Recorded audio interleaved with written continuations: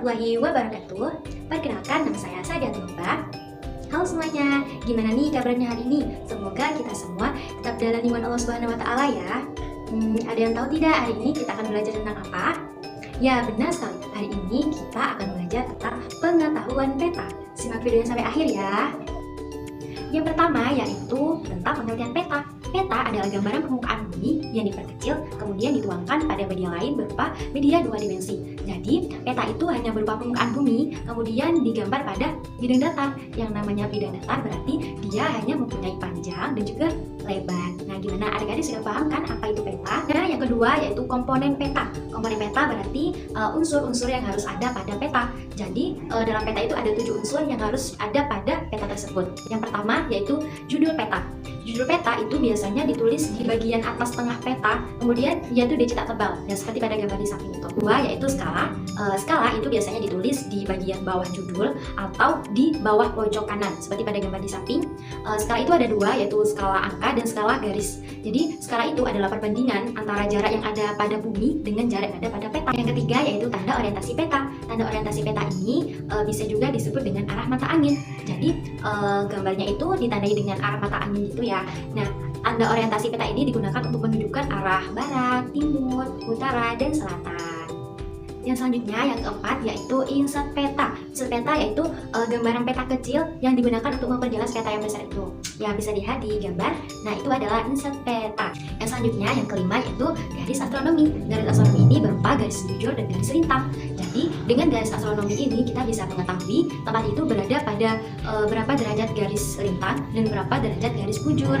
Selanjutnya, yang keenam, yaitu sumber peta. Sumber peta ini berisi keterangan dari mana gambar peta itu diambil dan juga ada keterangan tahun kapan pembuatan peta tersebut. Kemudian yang ketujuh yaitu legenda. Legenda itu adalah pengertian atau keterangan simbol-simbol yang ada pada peta. Misal di peta itu ada gambar jalan, oh dicari pada legenda jalan itu tandanya apa, kemudian ada tanda putus-putus, jadi dicari di legenda tandanya apa.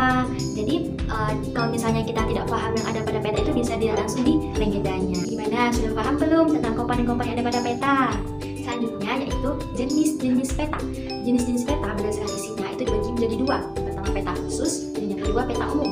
Peta umum yaitu peta yang mencakup secara keseluruhan. Jadi di dalam peta itu ada fenomena alam dan juga ada fenomena budaya.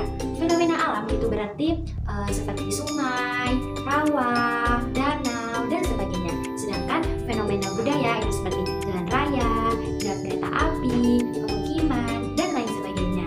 Nah, peta umum sendiri itu ada 3 jenis. Yang pertama yaitu peta korografi, yaitu peta yang menggambarkan seluruh atau sebagian permukaan bumi yang bercorak umum. Yang kedua yaitu peta topografi, yaitu peta yang menggambarkan permukaan bumi dan juga reliefnya. Jadi peta topografi ini juga menjelaskan tentang ketinggian satu tempat itu. Kemudian yang ketiga yaitu peta dunia, berarti menggambarkan seluruh negara yang ada di dunia. Yang selanjutnya yang kedua yaitu peta khusus. Peta khusus berarti peta yang menggambarkan satu atau beberapa aspek fenomena di permukaan bumi. Yaitu contohnya peta persebaran flora dan fauna di Indonesia seperti pada gambar di samping. Nah, peta khusus ini terbagi menjadi 5 macam. Pertama yaitu peta kadaster. Peta kadaster adalah peta yang digambar dengan menggunakan skala 1:100 hingga 1:5000. Yang kedua yaitu peta skala besar, yaitu peta yang digambar dengan menggunakan skala 1:5000 sampai 1:250.000.